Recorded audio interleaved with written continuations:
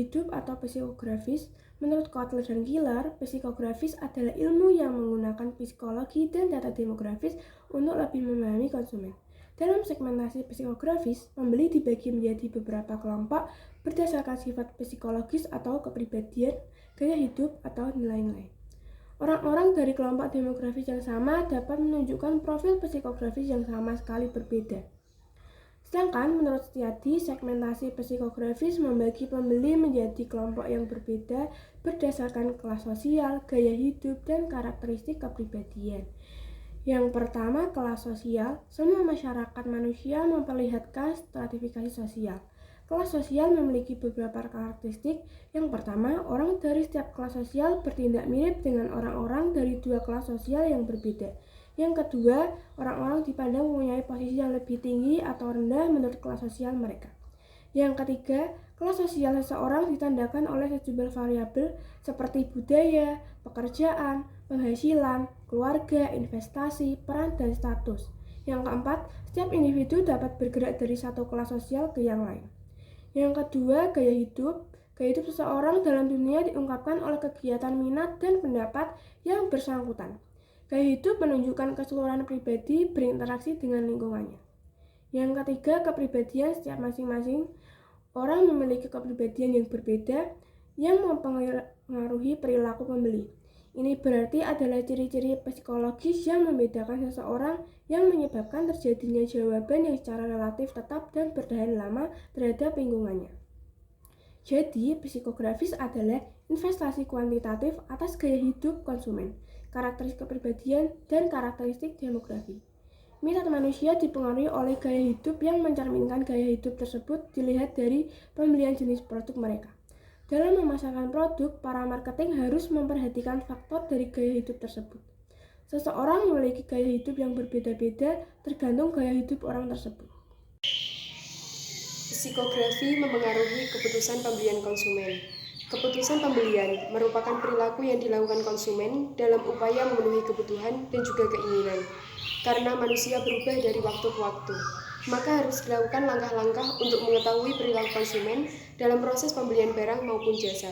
Pembuatan keputusan adalah seseorang yang pada akhirnya menentukan sebagian besar atau keseluruhan keputusan membeli, apakah jadi untuk membeli, apa yang dibeli, bagaimana membeli, atau di mana ia membeli. Selanjutnya yaitu keputusan pembelian konsumen melalui pendekatan psikografis. Ada beberapa tahap. Yang pertama yaitu pengenalan masalah. Konsumen menyadari adanya kebutuhan yang bisa dipicu oleh rangsangan internal seperti rasa lapar dan juga haus, atau eksternal seperti melihat iklan ataupun produk. Yang kedua yaitu ada pencarian informasi. Konsumen mencari informasi mengenai produk yang diinginkan, baik secara pasif maupun aktif. Dan yang ketiga yaitu evaluasi alternatif. Konsumen membandingkan berbagai pilihan berdasarkan manfaat yang diharapkan sebelum mempersempit pilihan. Yang terakhir yaitu ada keputusan pembelian. Konsumen akhirnya membuat keputusan berdasarkan faktor psikologi, baik motivasi, persepsi, belajar, memori, dari sosial, budaya, serta kepribadian. Keputusan membeli seseorang merupakan hasil dari suatu hubungan yang rumit antara faktor-faktor budaya, sosial, pribadi, dan juga psikologi. Banyak dari faktor ini tidak dapat dipengaruhi oleh pemasar, namun faktor-faktor ini sangat berguna untuk mengidentifikasi pembeli-pembeli yang mungkin memiliki minat terbesar terhadap suatu produk. Oleh karena itu, perusahaan yang mensuplai produk harus mengetahui kondisi sekarang dan juga perubahan-perubahan yang terjadi di masa yang akan mendatang. Selanjutnya, saya akan menjelaskan tentang cara memperluas pasar dengan pendekatan psikografis. Menurut Kotler and Keller, ada 4 jenis segmentasi pasar yang umum digunakan, yaitu yang pertama, segmentasi demografis. Segmen demografis yaitu pembagian pasar berdasarkan fakta kependudukan seperti usia, jenis kelamin, pendapatan, pendidikan, dan pekerjaan. Yang kedua, ada segmentasi geografis yaitu pembagian pasar berdasarkan lokasi, misalnya berdasarkan kota, provinsi, atau negara. Yang ketiga, ada segmentasi psikografis, yaitu pembagian pasar berdasarkan gaya hidup, nilai-nilai, dan kepribadian konsumen. Yang keempat, ada segmentasi perilaku, yaitu pembagian pasar berdasarkan kebiasaan, loyalitas, dan respon konsumen terhadap suatu produk. Yang selanjutnya yaitu ada strategi memperluas pasar dengan pendekatan psikografis. Yang pertama, ada menganalisis gaya hidup konsumen. Perusahaan perlu memahami bagaimana konsumen menjalani hidup mereka, termasuk hobi, aktivitas sehari-hari, dan preferensi produk. Misalnya, perusahaan pakaian olahraga dapat menargetkan konsumen yang aktif berolahraga dengan menawarkan produk yang sesuai dengan kebutuhan mereka. Yang kedua, membangun brand personality yang sesuai dengan nilai konsumen.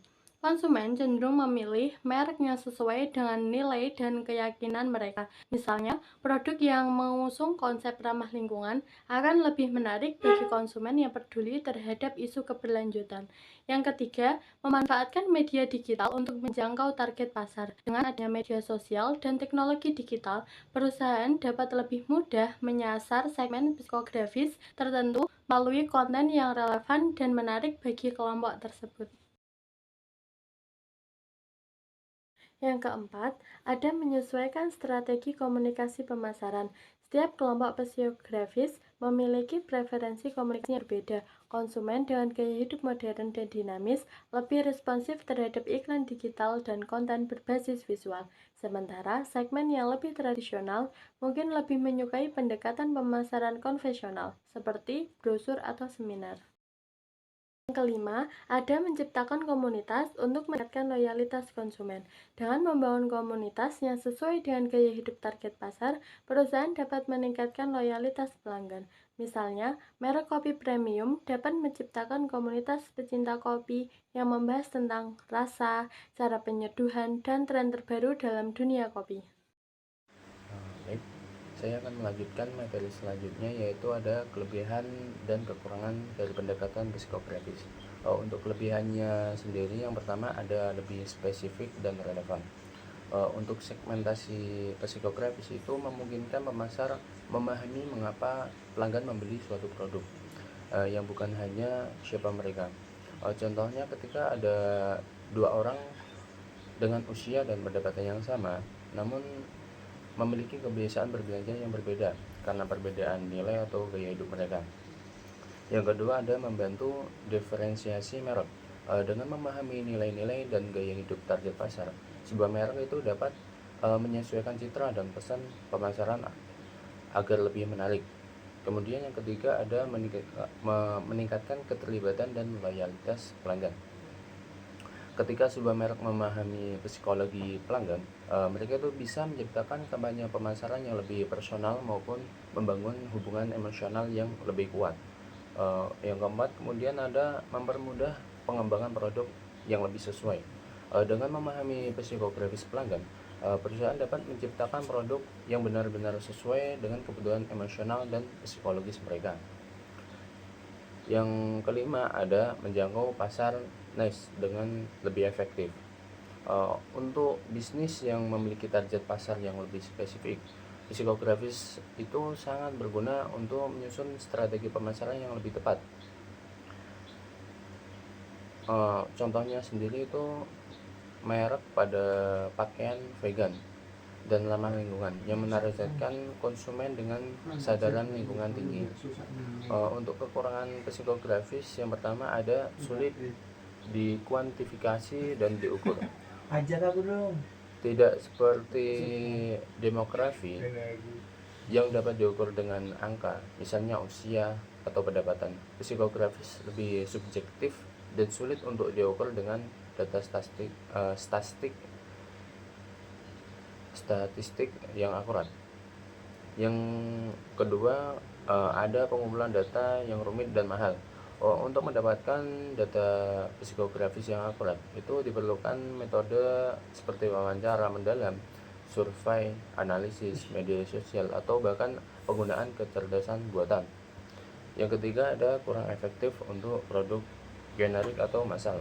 Segmentasi psikografis itu tidak selalu diperlukan untuk produk yang bersifat kebutuhan dasar atau massal.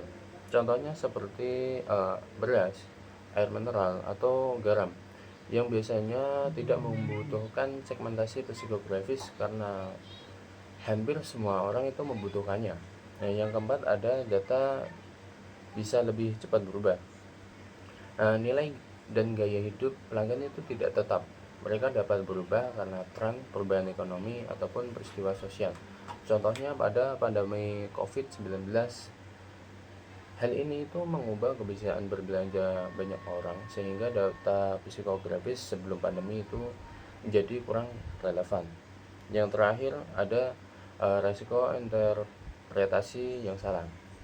Jika analisis psikografis tidak dilakukan dengan hati-hati, bisa terjadi kesalahan interpretasi yang menyebabkan strategi pemasaran tidak efektif. Contohnya, jika sebuah merek menyimpulkan bahwa pelanggan muda itu lebih suka berbelanja online, akan tetapi ternyata sebagian besar pelanggan mereka lebih suka berbelanja di toko fisik atau offline, maka strategi digital mereka bisa dibilang itu gagal. Sekian penyampaian dari saya.